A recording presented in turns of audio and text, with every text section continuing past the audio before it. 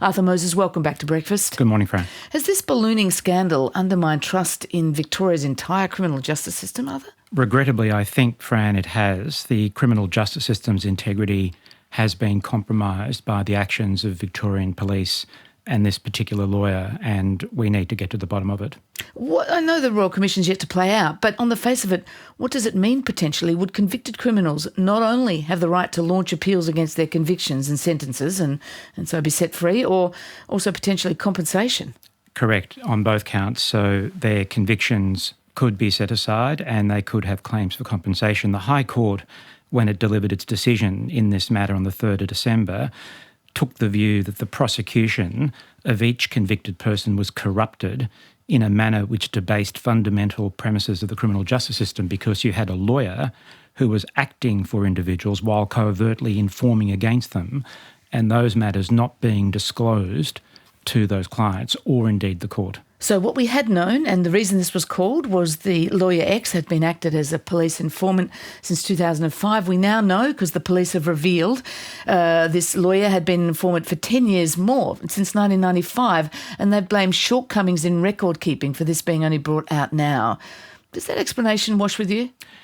I would like to understand fully from the Victorian police what records they maintained in relation to human sources, but more importantly, on what basis did they think it was appropriate to have a lawyer as a human source and informing against clients that they were acting for? The High Court said it best, and it was very rare for this High Court to have a unanimous judgment. And they said, in relation to this issue, that the conduct of the Victorian police was reprehensible and that they were guilty of sanctioning atrocious breaches of the sworn duty of every police officer to discharge their duties, which also meant acting according to law. And we now, the ABC understands anyway, that it may not just be lawyer X. I mean, another 6 lawyers may have been registered as police informants. That is very troubling. The Royal Commission terms will allow it to look at these matters. What the Law Council would like to know, as the representative of the national legal profession, is what was actually done to, in effect, have these lawyers provide this information to the police, because their ethical duties should have been well known to them that they are not to disclose information that a client provides to them, except in exceptional circumstances where there is a risk to the safety of the public. For instance, if a client tells you that they are going to murder somebody or physically assault somebody, there are exceptions in the ethical obligations of lawyers in those circumstances. Other than that, you are not permitted to waive the privilege which is owned by the client.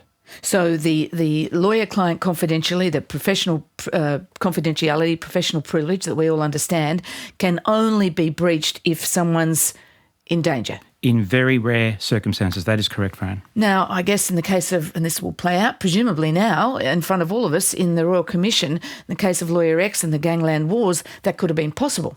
It may have, and we don't know what the evidence is in relation to what triggered this particular individual providing information and what the nature of the information was and how the police then deployed it, either in relation to investigations or indeed in the very prosecutions in which the lawyer was acting for these clients. And that was the fundamental concern of the High Court when it delivered its very strongly worded judgment on the 3rd of December last year that brought all of this to light. Apart from a breach of lawyer-client confidentiality, is there anything that explicitly forbids lawyers from acting as a police informant?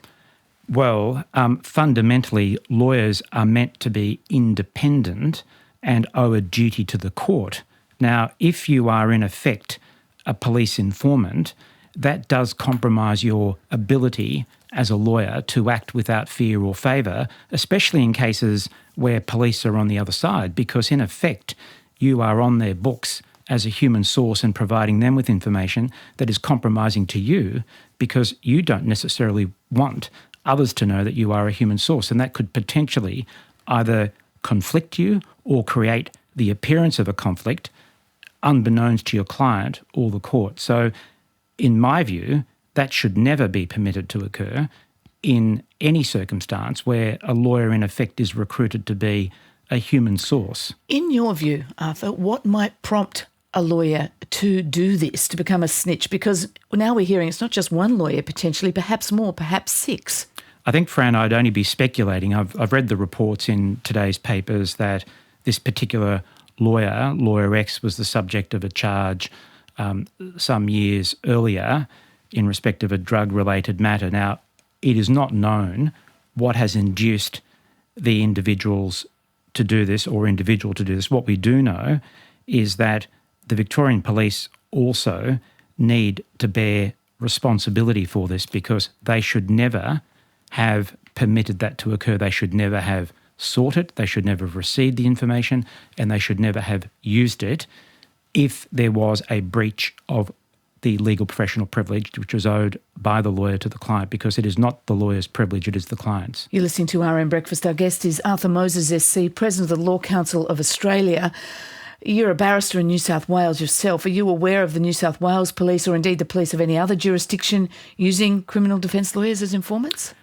All I do know is that the President of the New South Wales Bar, Tim Game SC, after this came to light in December last year, issued a memorandum to the bar informing them, reminding them of what their obligations were, but more importantly calling for a meeting with the Commissioner of Police and the New South Wales Director of Public Prosecutions in order to discuss this issue and to seek assurances as to whether these matters were occurring in New South Wales. I'm not aware as of today's date what the outcome of that issue has been. You haven't heard anything on the grapevine, so to speak, of this occurring? I am not at liberty to disclose matters that I may have come into possession of through some other means. All I can tell you, what is publicly available, is that a meeting has been called. But that suggests that you, suggests to me, I'm not going to put words in your mouth, but hearing that suggests to me you may have heard that this could be the case. If it is found to be happening, have happened in Victoria, if it is found to be still happening in Victoria, we don't know if it's still happening in Victoria yet, do we? We don't know. And again, it's really a matter for the Victorian Police to disclose the circumstances in relation to how it operates its human source register, who is on it, and what information is currently being deployed that is being provided to them by lawyers. So that is something that the Royal Commission is looking at. And that would have to be disclosed confidentially, wouldn't it, for the safety of people?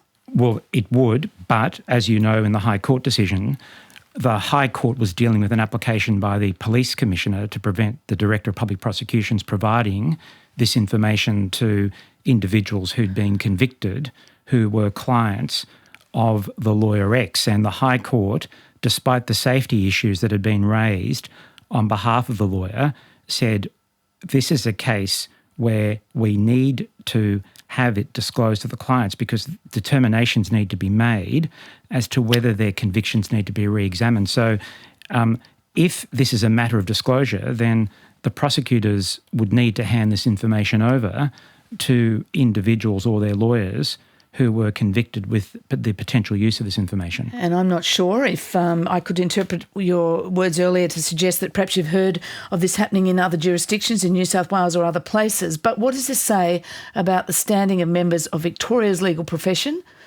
and perhaps others? The Victorian legal profession, can I say, is one of the best in this country. The overwhelming majority of Victorian barristers and solicitors go about their jobs every day in accordance with their ethical obligations. They are fearless advocates. The President of the Victorian Bar, Matt Collins QC, and the President of the Law Institute of Victoria are very strong leaders of their profession. They've made very clear their profound disappointment, as I have, in relation to the conduct of this lawyer and the reprehensible conduct of the police. So as far as I'm concerned, the Victorian legal profession is one of our best, and this is not the usual conduct of a lawyer. In fact, it is contrary to what they are trained and what they are meant to uphold in accordance with their oath. Arthur Moses, thank you very much for joining me. Thank you, Fran. Arthur Moses, SC, the President of the Law Council of Australia. This extraordinary story playing out.